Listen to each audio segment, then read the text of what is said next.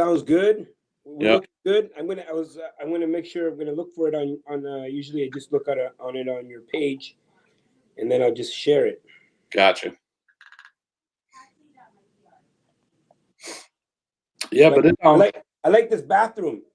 yeah, I posted that about 2 weeks ago, and it was like, what is the most ironic thing about this bathroom? And the hilarious part in that picture is the whole ceiling is caving in, right? Yeah.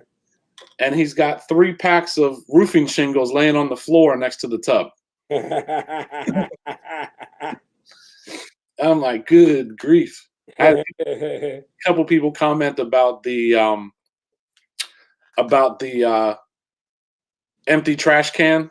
Well, what I think is the funniest here out of this picture Mhm. is that if you look on the toilet seat, Mhm.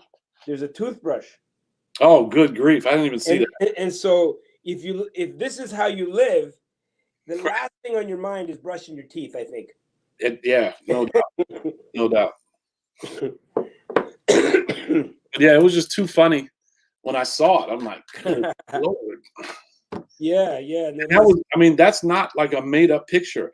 That was in a group of 20 photos on a property that someone was trying to wholesale. Yeah. You know, I'm like, good grief. So, well, you know what? I've seen my share, like, oh yeah, I'm sure. I'm sure. Definitely that's not even the worst I've seen. Oh yeah, no doubt about it. So we got people logging in now. I know you just shared it as well. So for everyone logging in, welcome. I have a Let me look. okay, hopefully a new network that we're going to be forming here between the United States and Canada and the future international, exactly. So we got my good friend Alfonso. Where exactly are you in Canada? I am in Ottawa, Canada, the nation's capital. Gotcha. Okay. The nation's capital. Most people think it's Toronto. I know. But they're mistaken. It's actually Ottawa, Canada, Ontario. Close by though. Yeah. I have family that travel in from out of the country, from Argentina, from Ireland, and they all come to. I live in Washington D.C., and they all come and they see the White House, the presidential White House, and like, why is it so small? So they're thinking like these European cities, they have these huge cathedrals and palaces, and they come to the U.S. and it's this little White House. Well, we got this. We got the Parliament buildings. I guess where the business happens is the Pentagon. Mm-hmm. I mean, that's the real. I think that's where the real business happens. Yeah, I'm assuming.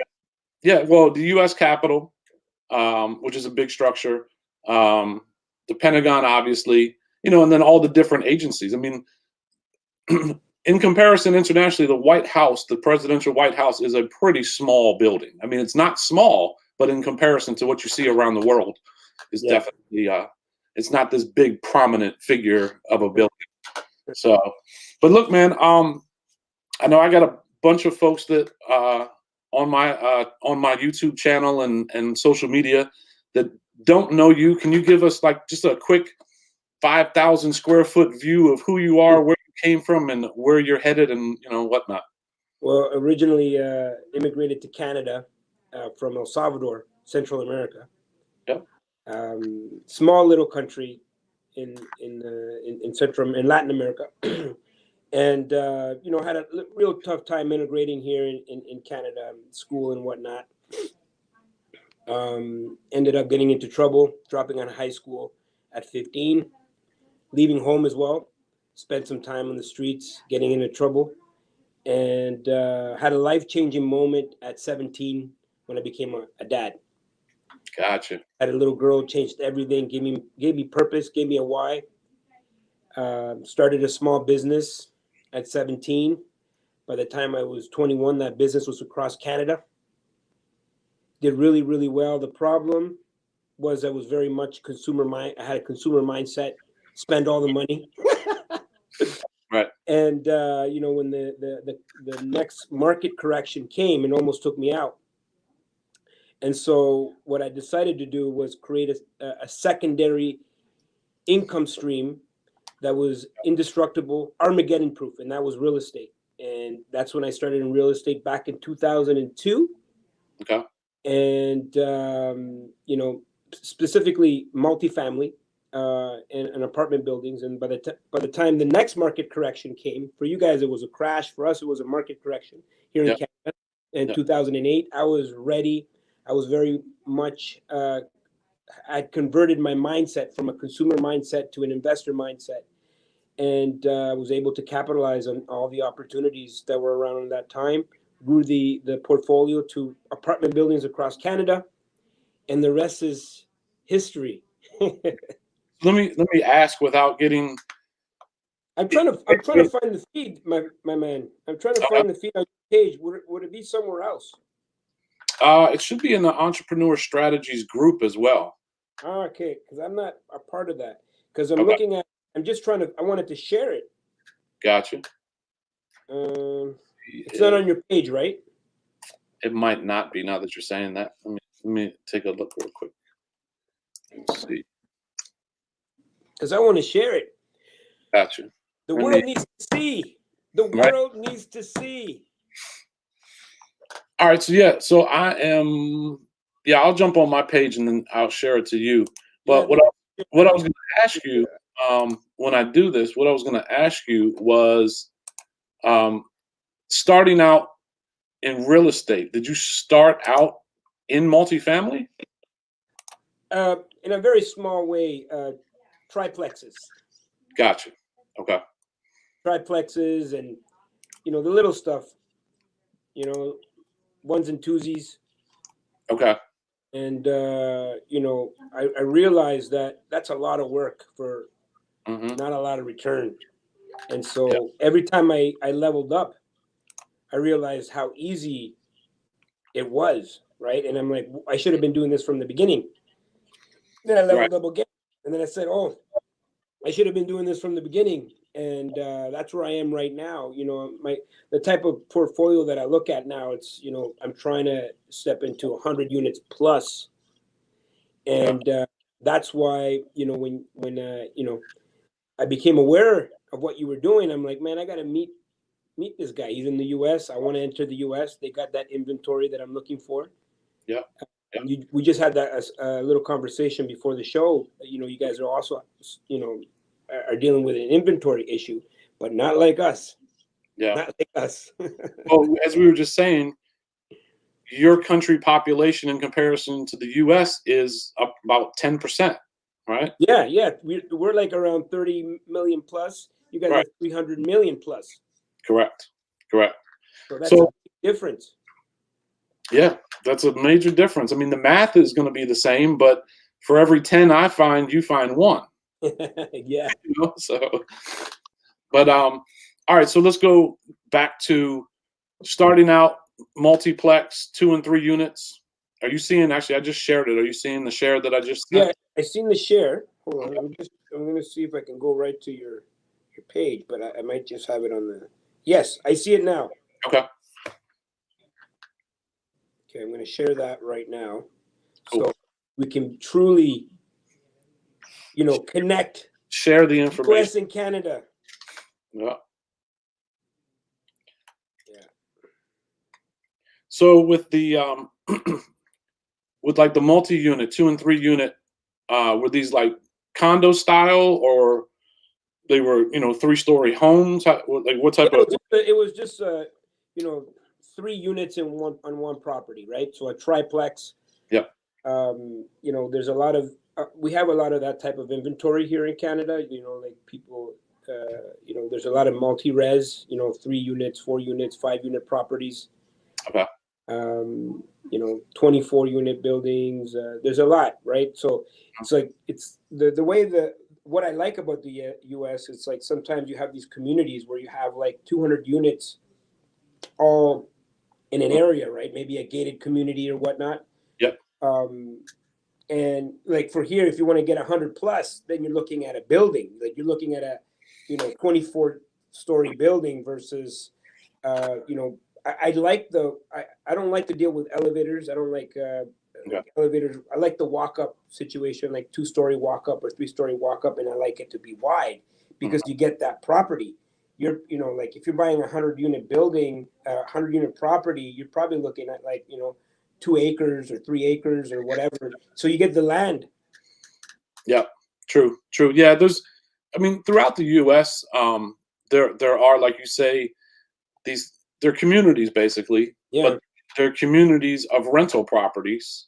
Some would almost call them like a garden style apartment community, where you only have 1 or 2 levels. So you have a ground level that probably has a patio, and then the second and third floor might have a balcony at most. But yeah, so that's I mean, for me, you don't really get that much more rent by having an elevator, but the maintenance cost alone and the replacement cost is huge, and so it's gonna eat up a lot of your cash flow. And so, I love these these type of like properties, like 2-story walk-ups or 3 stories, 4 stories. Okay, someone's gonna really think about moving into the 4th floor.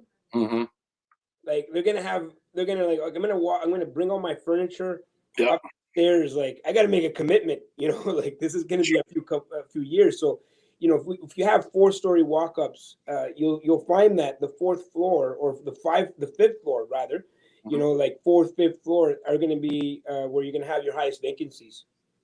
Yeah, I'm just thinking about bringing groceries home.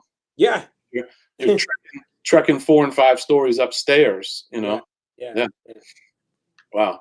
So let's just, for example, in Ottawa, what is a typical rental property for you? What is it? I mean, is it? Yeah, so I started in Ottawa. I don't invest in Ottawa.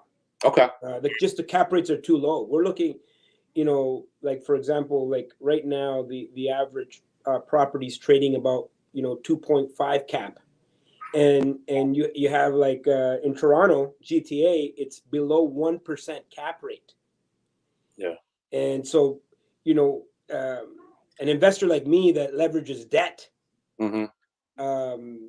I like my properties have to service the debt, or it's not even worth it for me. And so that pushed me over the years, has pushed me to secondary and tertiary markets that are supported by major markets in Canada. Okay. And that's kind of been my strategy. And going into the US, that will be my strategy. I mean, you're probably experiencing similar cap rates, or what's the cap rate there in Washington? I mean, I haven't looked in the last few months, but once the pandemic hit and the market kind of plateaued, where inventory went down, buyers went up. Yeah. I would say back in the midsummer, it was probably around 6 or 7. Wow. Somewhere in that ballpark. But I can't say that speaking today. Yeah. I have not actually looked at it. A lot of the stuff that I've actually been doing this past year was I've been focused on using private investment. So I've been investing with other developers that I have relationships with. So I'm currently not managing any rental properties. We're in the middle of 2 reconstructions. We're doing a full renovation, and they're probably going to end up being a flip. They're single family brick row homes in the city, where yes, the cap rate on those could be potentially over 10, just because. I mean, just for an example, the house is probably only worth about, completely redone, is probably only worth about 150,000 US. You get that much more rent out of it. You can get close to 1,000 a month on that, though. Yeah. Wow. So you could potentially, if you didn't, in a sense, didn't refi out of it or anything, you could probably be positive cash flow 100% after about 6 years. Yeah. So I guess the topic that we created for this discussion is the effects of this global pandemic. And I thought none other than someone who's managing 500 doors and is looking to expand into another country to acquire even more doors. I can't think that COVID didn't affect you, but how has it affected you and what are you implementing now that you didn't do before? Yeah, well, and like this conversation could be obsolete next month, right? It, It seems like every month things change, right? The kind of market that we're in right now. Well, back when there was a global shutdown, right? mhm, There was just so much uncertainty, yeah, and on my YouTube channel back in April, I said that it would probably the recovery is going to be probably a V recovery, and it would be like a surge, like the second the lights go back on, it's like people are not going to know what to do with their money, and so this is why people are scooping up all the inventory.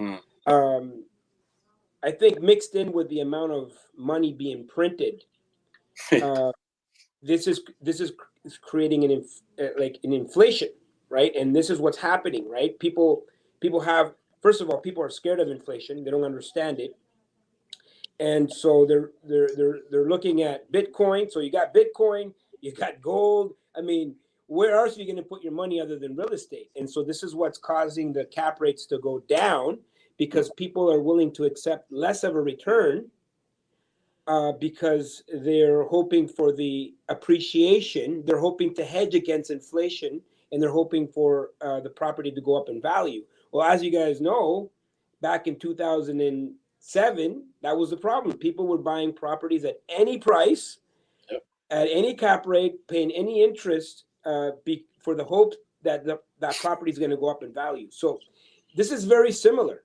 This is a very similar situation.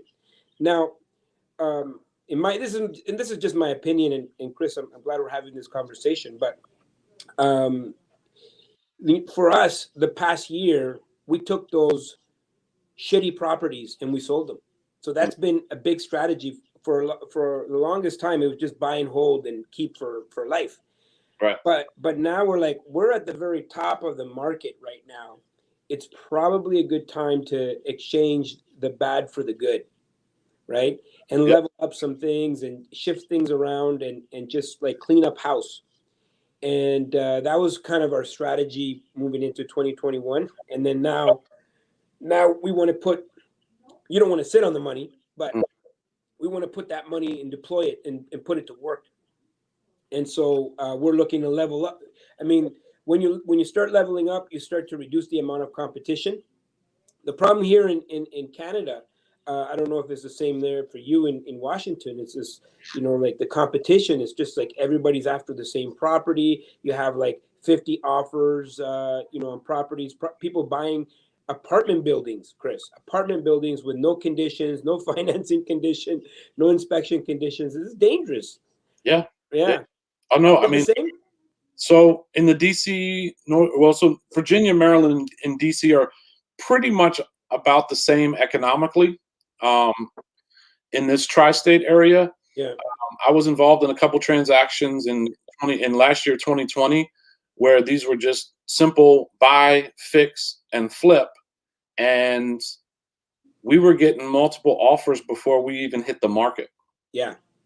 People, literally agents were stopping by the property and saying, when are you guys listing and how much do you think you're listing for? We had no idea, right? You could have asked me the same question 12 months ago, March of 2020, and I would have told you I'm holding everything right now. I'm not going anywhere because I don't know what's about to occur, right? Yeah. Yeah. But by midsummer, it was just on fire.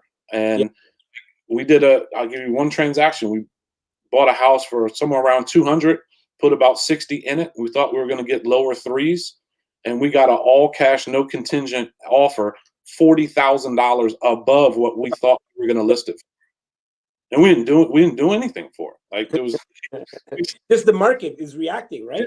yeah. And this was the buyer was from out of state. They were trying to relocate out of the city down near the beach, and it didn't matter. They came in pre-qualified and Yeah.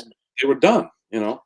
But yeah, and same right. I had a guest on the other day on YouTube, Josh Cohen, who was a flipper in a high-end market. He was upper 100,000s, over $1 million US market, and he basically depleted his whole inventory and has created this whole wholesaling network.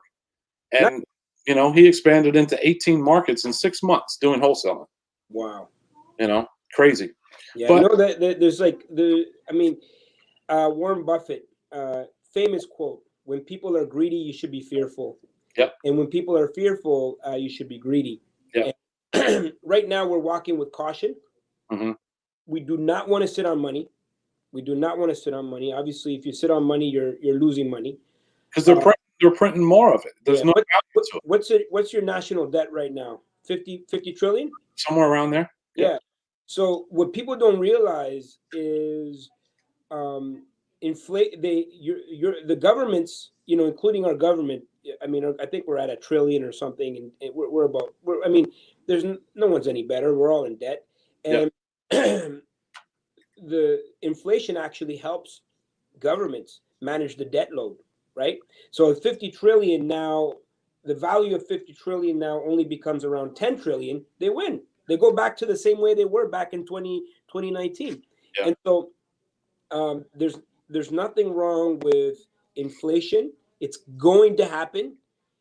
I think the balancing act is, how do you control it, right? How is a government going to control it so it doesn't go out of control, like hyperinflation, right? Yep.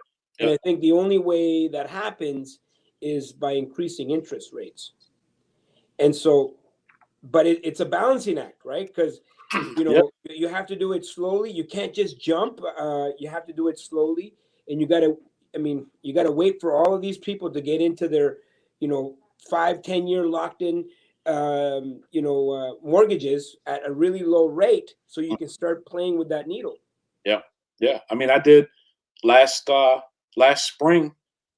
Coronavirus started to infiltrate United States.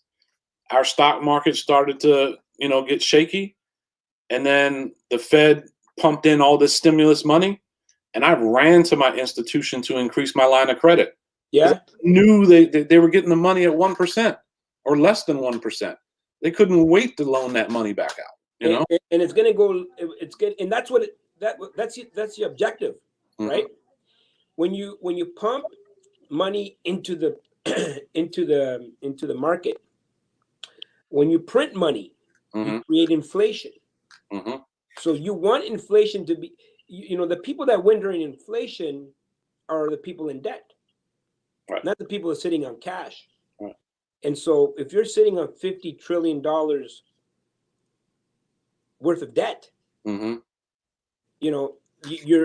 only way you can help yourself is by creating and forcing inflation. Yeah. And they run the risk of hyperinflating that is a risk that we don't know. No one has a crystal ball on what will happen, right? I would think the most logical thing that will happen is that as that starts to happen, they would move the needle, the interest rates up, and then it would balance itself, right? And so back to your question, how are we approaching real estate in 2021 versus back in 2019? Well, we're walking very cautiously. We don't want to sit on money, so we want to make sure we get out of assets that we're not performing as well as we wanted them to, and we want to put this money into good assets. But we're also taking into consideration interest rates, and we need to be realistic, conservative, be conservative with our numbers. We're definitely not going in. We're not even investing into any major markets right now. We're staying away from major markets. I don't know if it's the same in the U.S. for you, but in Canada right now, there's this exodus of major markets. Right, people are leaving the major areas and they're going into secondary areas. Yep. Rents in major cities across Canada are going down. Right? Yeah, interesting you say that. I have a buddy who is in a major U.S. city, been in real estate for a long, long time. He and I were talking the other day, and he typically his tenant. He has an extremely good record with longevity with his tenants. He really vets his tenants before he even agrees to lease his properties, and he's seen a long success. But he had a tenant that moved out after, I think it was like 19 years in one of his apartment buildings. He had to go in and renovate it because everything in there was so outdated because the tenant had been there for so long, kitchen countertops, bathrooms, that stuff. He ended up spending thousands and thousands of dollars to renovate it, and then had to drop the rent by about 20% just to get a tenant back in. Are you seeing that same thing in Canada? Absolutely, in major markets. So Yeah. the opposite is happening in secondary markets and tertiary markets. You know, just because of their smaller markets, there's just less inventory and less rental opportunities, and so we have people trying to get. People are now they're trading in entertainment, lifestyle for space, right? And as long as you have really good internet, I think you're going to see a big shift in human behavior, where people are making like they want to be in the suburbs, they want to be in rural areas, they want to be self-sustained, as long as they can have really good internet and and have access to their family. I mean, the idea of for sure, different states have different are experience. I mean, all of your states are different. I mean, the policies are very different when it comes to COVID. I mean, when I look at California versus Florida, it's night and day. Right? Yeah, Florida's been open the whole time. Yeah. There was never a lockdown. There was never a mask mandate. Yeah. Georgia the same way. And then just recently, in the last few weeks, Texas removed their mask mandate, saying we're not going to require the state of Texas to wear masks. Yeah. I'm just like, well, how is that helping the whole country? Because you're acting as if there's this border wall around Texas where people can't go in and out. Yeah, it's just like so basically, if you could imagine, all of Canada is like California or New York, right? Just like we're all shut down. Like it's not, like I guess some provinces may have, a little bit of a more flexible, policy. But at the end of the day, it's all California. It's all shut down. It's like, and it definitely happens in pockets. As numbers start to rise in some areas, they'll start shutting things down until it cools down. And so they're trying to manage the whole situation versus like Florida. I think Florida will come out a big winner after all of this, because I mean, imagine all the people that are leaving in Texas as well. All the people that are living California and New York State alone, looking for good weather, space, and it's behavior. Human behavior is changing. Sure. And, you'd have these university towns. Is university going to be a thing? Is it? Do you need to live by the university? Do you need to go to class? Right? Or can you do your school online? And can you go to can you go to university in DC and live in Hawaii, for example? I think the world is changing. For the last 12 months, all of their students at whatever university have been remote, at least for the first semester the second semester of 2020, and then going into the fall. Some did go back, but then had to retract because they had cases popping up all over campus again. Yeah, and that's uncomfortable. I mean, after 2 or 3 times, young people are going to say, you know what, I'm just going to do it from home. Yeah, and then I'm in my office. I'm in my office right now, Chris. Yeah. The next room over here, it's my. I have a boardroom. In that boardroom is my 14-year-old daughter doing high school, right? From her laptop. Yeah. And she's elected to do her entire high school online. Yeah. And that's her world. And she's better off doing that without disruption than going to a high school, than coming home, and you know what I mean? And like it's the new world we live in.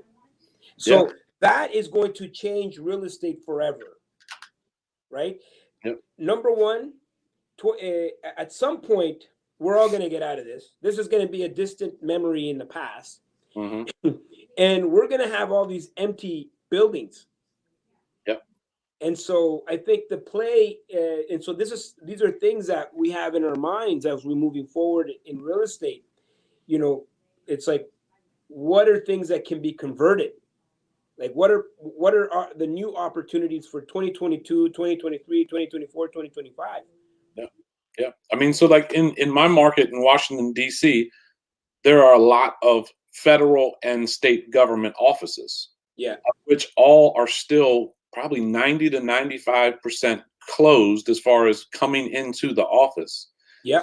I think not only are they realizing they can be more efficient, so people are at home working. They don't have the personal interaction, which for most of us, I don't like. I don't like not having that personal interaction, but they've learned how to navigate it around it. And I think different institutions as well as governments are saying, wow, this person has been producing better than ever by working remotely.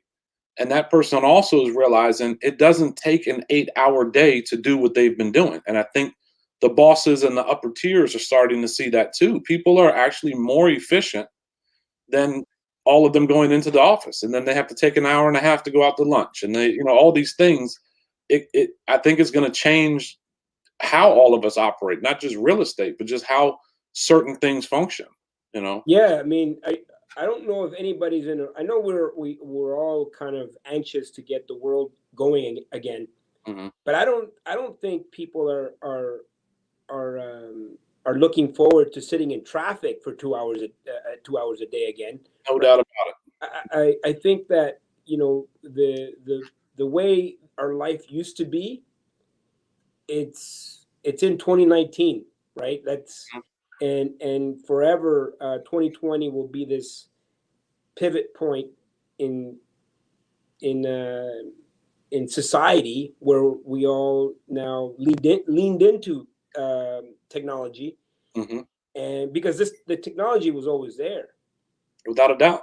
and so that impacts real estate more than ever because now if people are going to school from home, they're spending more time at home, um, and they need to like have a lifestyle at home, right? Yep. That means you need more space. Yeah. That means that people don't want to be incubated anymore in these like small little micro condo units, like that people were getting into in 2019. People need space, Yep. and people's workday is going to be a lot different. I think more and more the idea of traveling.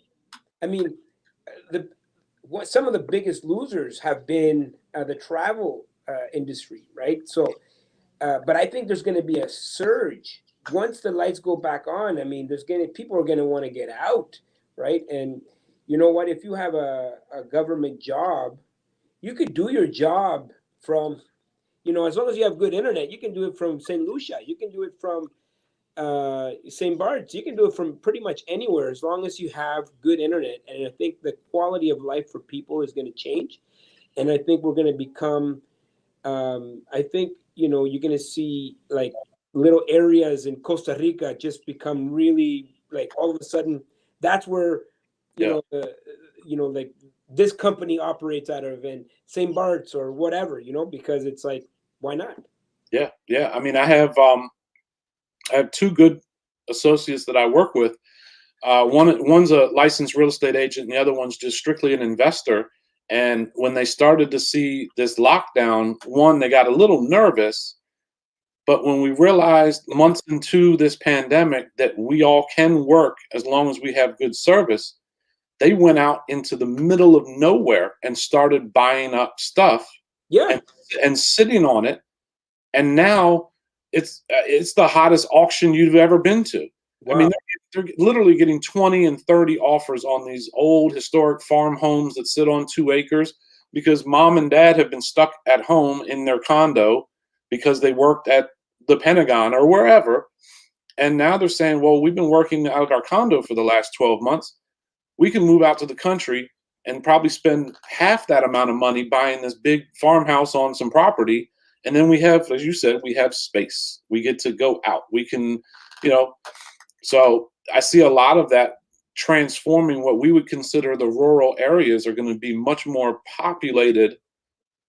Maybe the construction of new properties might not follow, but a family of four is now moving into a farmhouse where old man and woman used to live, or something along those Yeah, lines. yeah, and the construction, I think, will shift from new builds to conversions, Yeah. right? Where you're taking old office buildings Hmm.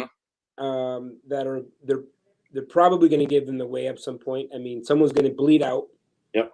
you know, from one of they're trying to carry this office building for 3-4 years that's completely empty, Hmm. and then someone's going to come along and turn it into like a really spacious loft that, Exactly. you know what I Yep. mean? Someone could go in and still have a bit of an urban feel, but have the space that they need in order to, have their kids go to school from home, and they can work from home, and entertain from home, and so Exactly. sort of like some of those, in the meat packing districts where they converted old warehouses to like really cool lofts. Yep. I mean, the real estate will still be there, but the function of the real estate will change. Yeah. Yeah. I mean, I can see in my market, especially in Washington, D.C. and surrounding areas, a lot of these big office complexes aren't gonna recover. They're gonna have to transition into something, Yeah, you know? I think it's going to have to be multi-res. Yeah. Has to be. Yeah. It has to be either like, okay, so what's the need right now? Like sorting centers. So you Mm. have these empty malls. Who wants to go to a mall? Like, do you want to be in a mall? Like, no one's going to want to be in a mall. Like, it's like, those malls are dead. Yeah. That's the end of malls. But malls will be converted into like sorting centers, like district sorting centers. Like Amazon will take over some of these malls, and Yeah. like online, because it's really good real estate, right? Hmm. It's like most malls are really central, Hmm. and there's easy access to these malls. So Right. someone's already done all the research for you, and so these will Right. be converted. Office spaces and office spaces specifically, I think will be the ones that are going to be impacted the most, Yeah. and some institutions. Does a university need all of these buildings anymore? No. Like Yeah. maybe they need some. Yeah. Like let's say they need half. Well, that means you have half of your buildings completely empty. Hmm. What are you going to do? Well, they have to be converted into living quarters of some sort. They have to be multi-res. Yeah. I mean, that's interesting because I was having that discussion recently with a friend where a lot of the big universities were almost, especially in the United States, were forcing students back because they couldn't bill the families for the housing. So they Yeah, were losing large amounts of income because the students weren't on campus and they couldn't bill them for this on campus housing. So that's a big hit to them financially as well, because I'm sure the housing costs, the food costs, all the little things. I mean, I joked recently, we have the 7-Eleven convenience store chains here, yeah, and I hadn't gone to I normally in the morning would go to 7-Eleven on my way to work, come into the shop, I'd stop, get a cup of coffee, a banana or something. I hadn't been to 7-Eleven in 10 months. wow, If you take my $6 or $7 that I spend, multiply times 5, multiply that times 10 months, and how many other people just like me haven't done that? yeah. That's a huge loss of revenue. Do you do Instacart? Do you guys have Instacart over there? I was introduced to Instacart last March when our local municipalities were telling us, don't go to the stores, don't come in contact with Yeah, every person in the country bought every last roll of toilet paper and paper towels and all this craziness. I'm never gonna waste my time at a grocery store again because it just comes to your porch. That's, yeah. Like that's the best thing in the world. like the second we started doing, so my wife and I doing Instacart, Yep. it's like to go to a physical store to spend time, get in your car, gas. Like, Yep. what are you doing? You know. Yep. So all of these things are changing Mm. human behavior, Yeah. And right? And so that means those stores could actually function more from like someone could have a grocery store in an industrial area. yeah, They don't need to have the wax floors yeah, and all the they could just sell product directly to consumer, yeah, right? yeah. They could be somewhere industrial. They could close their retail locations and run the grocery store from their distribution centers, Yeah, basically. yeah, Right? They don't need the they don't need the inner they don't need the retail storefront. yeah. Yeah. Even like for the any shopping that I did for clothes, I like nice. I like to wear, wear nice blazers, and Yeah. I don't have time. You think I have time to go to a mall or shopping? So I have a guy that comes. He this shirt he came right to my office. Hmm. Right, he came right to my office. Here's what it is. Here's the fits. Boom. They take it away and they bring it back. Yeah. The value of Yeah. time. You Yeah. know all the things that you can do with your time. So, I mean, everything has changed, and everything impacts real estate, Hmm. right? Everything impacts real estate. Everything, everything, everything. Because your tailor no longer needs a retail storefront No, for you to come and get fitted for a blazer or a shirt. He comes to you, gets your measurements, creates the pattern, either does it himself or sends it to whoever's doing it for him, and then he delivers it back to you. You don't need to go to his store to go shop. yeah, He's bringing you swatches of different materials and fabrics, and you're like, I love that one, but I want this style cut, but I want to use this fabric and whatnot. So yeah, I can see a lot of that changing. yeah. And so that when you ask the question, how are you looking at real estate now versus 2019? Yeah, Those are all the things that are in my mind. yeah, Right? It's like, okay, where are we going here? Okay, so we want to change bad money into good money, right? So some investments we're not doing so well. Well, this is the time to get out of some of those investments and then take the money and redeploy it into areas where we know that are gonna be performing better than before. That money needs to sure, we need to level up, right? yeah, And for us, we're very specific. We're going into secondary markets, tertiary markets, and this is why we kind of connected because yeah, I'm coming to the U.S. Like I'm coming, and I'm looking for these types of inventory. yeah, yeah. And then most of the properties now you own and manage now are like apartment buildings. You were saying? Yeah, yeah. Pretty much everything we do is apartment buildings, right? Okay. you know Even whether they're like two-story walk-ups, they're long, right? So you could have like a two-story walk-up that has 24 units, but they're long and a big parcel of land, or Hmm. maybe like stacked buildings all together, like maybe three-story walk-ups, maybe there's a few of them stacked together. But that's the kind of inventory that I like. Hmm. I'm very specific. I don't like elevators. I Right. don't I don't like parkades. Okay. you know Yeah.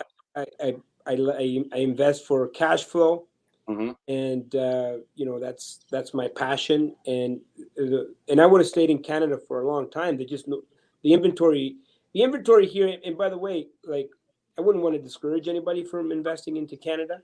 Hmm. Is you just got to be patient. You got to be patient and know what you're doing. Yeah.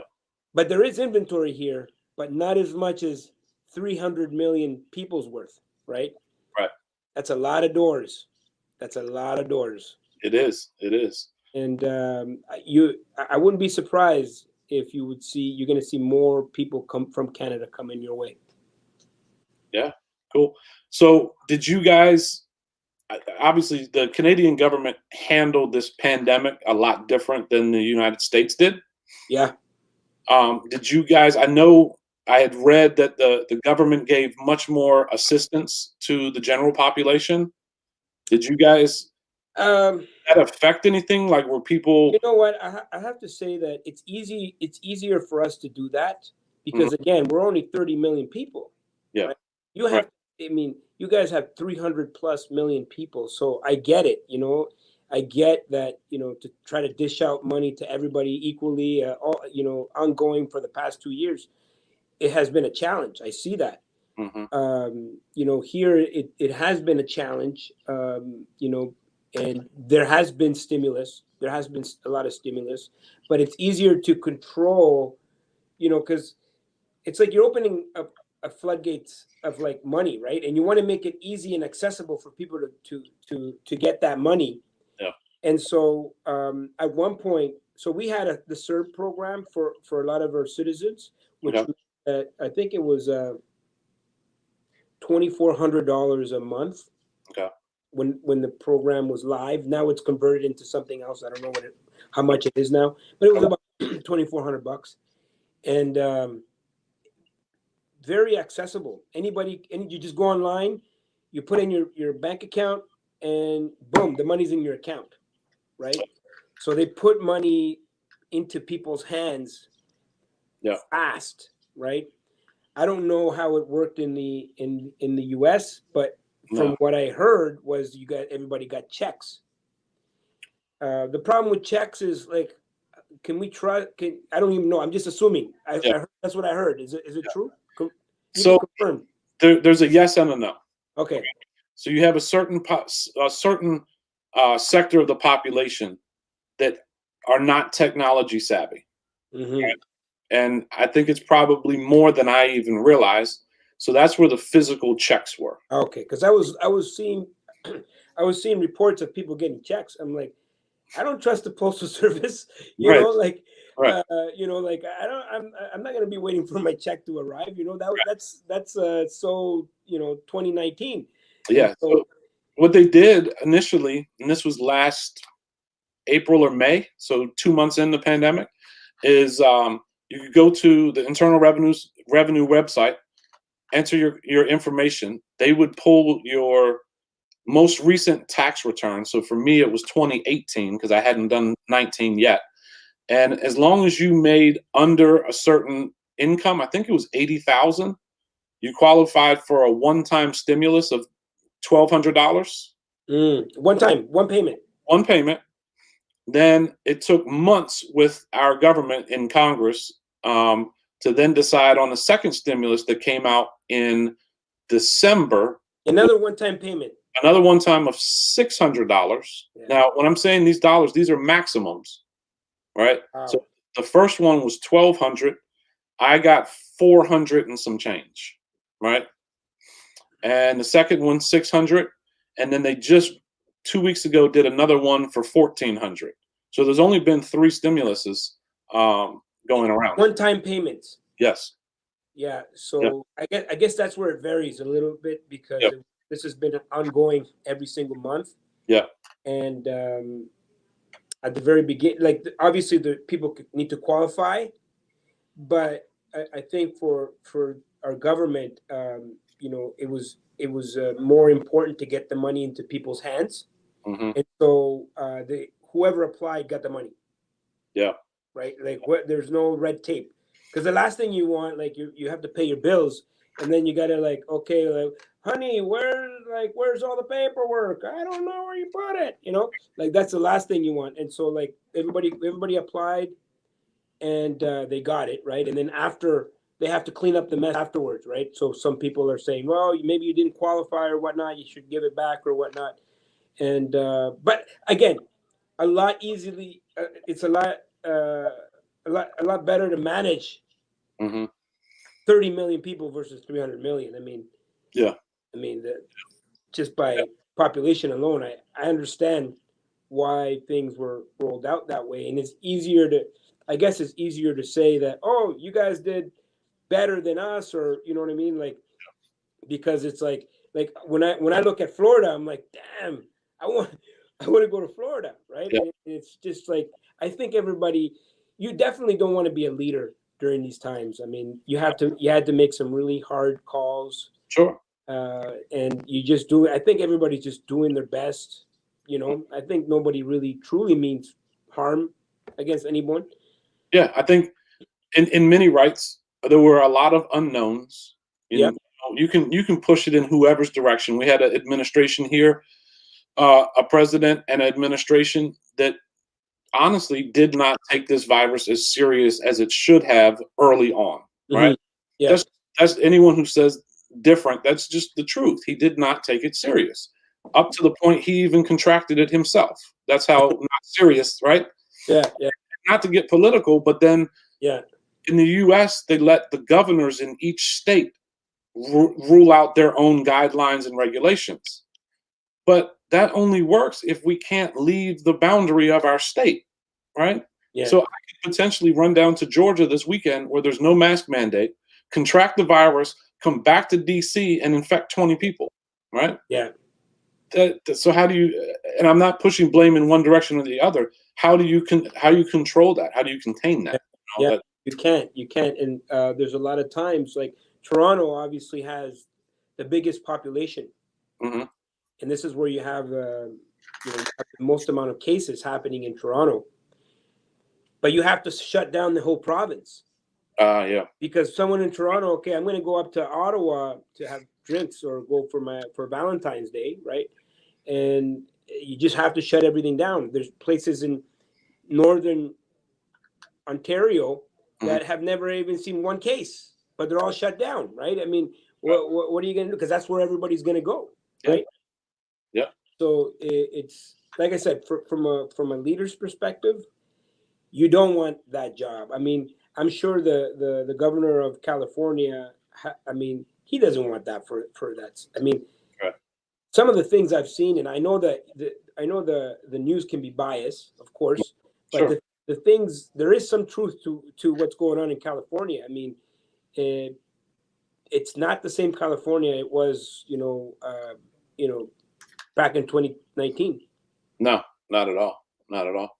Have you experienced, I guess, with your stimulus in Canada, a little different, with the amount of doors that you all manage? Have you seen the same flight from the urban environments out to the country, out to the suburban areas? Have you seen that as well? Absolutely. Yeah, that's exactly what's happening, right? Okay. People are leaving these major cities and they're going out to secondary markets. Yeah. It's changing real estate forever. So are you looking at these secondary markets heavier now because of that? Yeah, I mean, I was always, I gotta, like, cap rates kind of determine where I go, right? Yep. And once cap rates start to dip, that's probably my time to go invest somewhere else. Yeah. And so I was already into some of these secondary markets, but now I'm looking at tertiary markets. Okay. Right. Yep. And these are things that maybe before 2019 I might have not even looked at, but now they're becoming more exciting. And now I'm looking at because of the only way to escape the trap of like competition, I want to be buying 100, 200 units, 300 units at a time. Mm-hmm. And the US is the only place that has that type of inventory for me. Yeah. Yeah. What's your ideal condition? Are you looking more at what that area has the potential to become, or has it already, like, we define it here as you're either on this side of the railroad tracks or you're on that side of the track? Yeah. So definitely that's a factor in the US, right? I mean, you have some areas that are going to be completely depressed for a very long time. Yeah. I look at three things. The first, I need access. Like I need, what is the access to a major market? Like I'm not investing in major markets, but I need to have direct access, right? So a highway, how far do I have to drive to have fun, basically, right? How far do I have to drive to go into that one time a month that I have to go into work, to go to that meeting? How far is that? Like, Mhm. how easy is that drive, right? So you have some of these secondary markets that are in Timbuktu, like these obscure places. Well, Yep. I don't really want to invest there because there's no access, right? Yeah. Number two, you know, whatever the town is has to have a reason to grow. Like, what's the reason for that area to grow? What's going to be the stimulus there? Is there like, is Amazon moving into the area? Like, what's happening, right? Hmm. And then lastly, for me, it's management, right? I need to have areas where it's easier for me to manage. Uh, I need to be able to move people there if I have to employ people in some of these areas. So Yeah.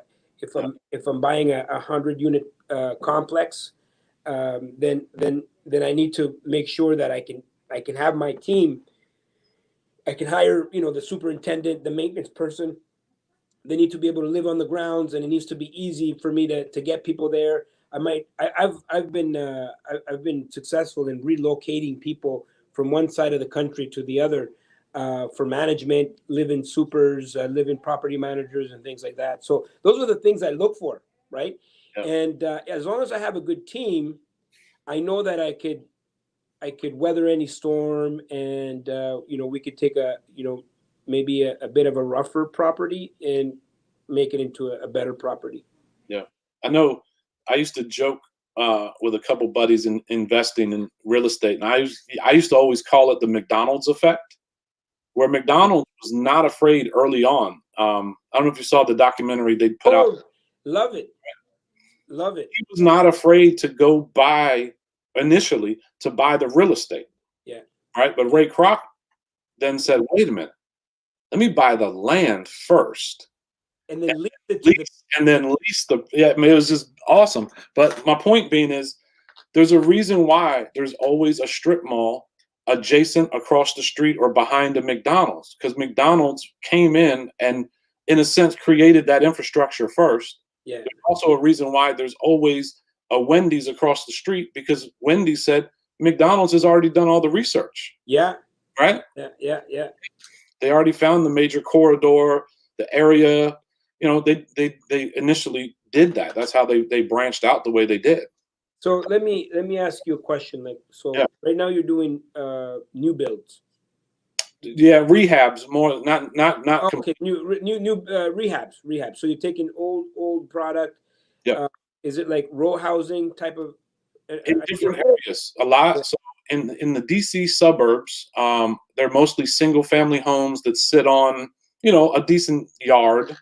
They're usually not connected. They're not adjacent. Just north of me in the city of Baltimore, it's almost all brick row homes, inner city row Mhm. homes. And then DC is a mix. So some neighborhoods in DC are row homes. Capitol Hill is a lot of row homes, brick row homes. Out around the outskirts, in northeast and northwest areas of Washington, D.C., you'll see a lot more single family homes that have, half an acre of property at most, probably. And that's so right now you're just doing, like, you're just flipping these properties. For the most part, yeah. So I have not done many rentals. I partnered with somebody on a rental and then just decided I didn't want to do that. Yeah. Um, in the DC market, pre-COVID and even during COVID, the Airbnb market is humongous. I mean, people, Oh, really? yeah, humongous. Yeah. Um, Some D- of the Airbnb stuff, I know in some areas took a hit. it did. So early on, it did. But Yeah. then imagine all these people were cramped in and cooped up at home. Had to get moving. Well, they had to do something. So what they would do is they would do an Airbnb for a weekend or maybe a week down at the ocean. And they'd go down to the shore. Um, so a lot of those guys early on, and then towards the end of the summer, the few that I've talked to, it did slow down, and then right into the Thanksgiving and Christmas holidays, it took off like a rocket again. And Wow. right now, I was actually speaking to my brother this past weekend. They just now had to book a 2-week beach rental. They can't get anything down in North Carolina on the Outer Banks. Nothing was available until August. It's booked solid. Wow. So you see where people's mindset Yeah, is. yeah, Wait, so we're going to be going through this for quite a while, and they're planning these weekend excursions or week-long vacations. So yeah. The one thing about the flip, because I did a lot of flipping in my 20s. I'm out of it now. I don't like Yeah, it. It's too much. I was flipping out. Yep. You know, but the thing is, it's like, you know, once you, it takes, you know, it does take a skill set to find the property in the first place, Yep. and then you do all that work, and then you got to sell it, right? So, Yep. I definitely like the, you know, Mm-hmm. buy and hold for forever, but I like the economy as a scale model where you have more units contained on one property, Mm-hmm. and you know you have more income to help you pay down the same expenses, Yep. right? Yep. And you start, you know, the higher you go in units, the lower the cost per unit. Mm-hmm. And for some reason that makes sense to me, Yeah. right? Like I just became a multi-res guy, you know, and you know, I love it. I mean, I definitely would probably say to you Mm-hmm. that you should add that component to your portfolio. Yeah. Yeah. You know, No. people in the U.S. and Canada, I think they're going to move into like renter nations, right? More people are going to be renting, and you know, that model of multi-res, I think it's definitely something you should look at. Yeah. No, I appreciate that. Yeah, I have a couple buddies. Um, the whole purpose of the percentage of their flipping business is to take the profits from those flips to buy Put more it yeah, long-term holds. That's their whole purpose. Yep. yeah, yeah, and like it makes sense, right? Mm-hmm. That's what I mean. That's where the true wealth is in real estate, right? Um, you definitely have this awesome platform, Mm-hmm. right? And like I mean, that's awesome. I'm glad I got to meet you. Yeah, man. Likewise. Likewise. So, when do you think Canada is going to allow me to cross the border? Yeah, I need to go down by you. Uh, yeah. Yeah. I'm Well, I mean, hey, you know, I lived in Miami okay. back in 2001, 2002, 2003, Right. Right. and yeah, man, I miss it. I mean, I was on tour in the U.S. for, you know, many times. You know, I've been doing training, real estate training, and you know, all across the U.S. and Canada. Okay. And I miss it. I miss going down there. I love it. You know, you know, especially my daughters. I bring them to Disney World. Oh yeah. We didn't get to go. We're probably not going to get to go this this summer. Yeah. It's going to be. I I don't know know. it's open, but we can't go. You can go. I could go. Yeah. Yeah, I could go. yeah. Yeah. So you know, it's tough to say. I think, and in Canada specifically, Mm-hmm. I you know, because what's happening is the vaccines are rolling out to the vulnerable sector first. Same here. Yep. Yeah, and so I think that's probably not the best move, Mm-hmm. because when you think about it, um, someone like me, like, you want me to wear a mask, I wear a mask. You want me to you know, physically be distant with someone, I can do it. I can, you know, keep it down to 5 people in my household. I can follow all the rules, Yeah. because in the back of my mind, I definitely don't want someone to be hurt because I've done something, or I Yeah. was careless, and then a loved one or someone that I know, their loved one has, you know, got COVID Right. and dies because of something I did, Yeah. right? Sure. And I'm sure a lot of the young people, I mean, it's hard to keep young people, you know, kind Yeah. of like, you know, indoors, right? Yeah. But I would say that some of them, that guilt of, if you do something, it could affect someone else. Yeah. But what's going to happen when you no longer have that guilt, where the vulnerable sector has been vaccinated? How do you keep all the horses in the barn? Right. And I think we're going to have a big surge where people are not going to care anymore. That's just a personal opinion. Yeah. And because grandpa, grandma are vaccinated, and everybody's vaccinated, so you know what, nothing to worry about anymore. Yeah. And I think the governments are going to have another issue on their hands. And so I think the best rollout would have been, let's get the non-vulnerable people vaccinated, Mhm. so that you can still contain them in the barn, keep those people in the barn, Right. then vaccinate the older people and vulnerable people. I don't know. I don't. I'm not the one that's making that decision, anyways. Yeah, no, me neither. And I mean, it's a joke, and this is not a laughing topic. It's a serious, pandemic. But a friend of mine said, why are we rewarding all the people that have these medical conditions? Why don't we vaccinate the healthy people first so they can help these vulnerable people? Yeah. Well, it's a scenario when you're on the plane, right? The plane says when they deploy the the airbag, Yeah, put it on you, put it on yourself first, right. So and then that, help the other person, yeah, right? yeah, But I'm coming from the perspective of, like, how are you going to keep these people now indoors, knowing that there is no consequence, yeah, right? yeah. Which I don't know. Anyways, I'm not making those decisions, my man. That's above both your and my pay grade. So That's it. That's it. run Like, for public office, I don't need to make those decisions, right? But yeah, so I appreciate it. But I mean, really good perspective with you on COVID and kind of how it affected all of us and will continue to affect us because we, quite frankly, all of us don't know what's next. yeah, and that's the one thing to keep into perspective. No one has a crystal ball. Yeah, It's all speculation. yeah, What I'm saying, what you're saying, what anybody's saying, it's just all speculation. We can make projection. And what's a projection? Well, we can take past experiences mixed in with present experiences. We can now project what the future may look like, right? yeah, And nobody has a crystal ball, right? And you just have to, right now, all I can tell anybody, and your viewers included, yeah, just walk cautiously, but yeah, walk. Like, don't freeze, like, continue to buy real estate, yeah, but be smart about it. yeah. No doubt about it.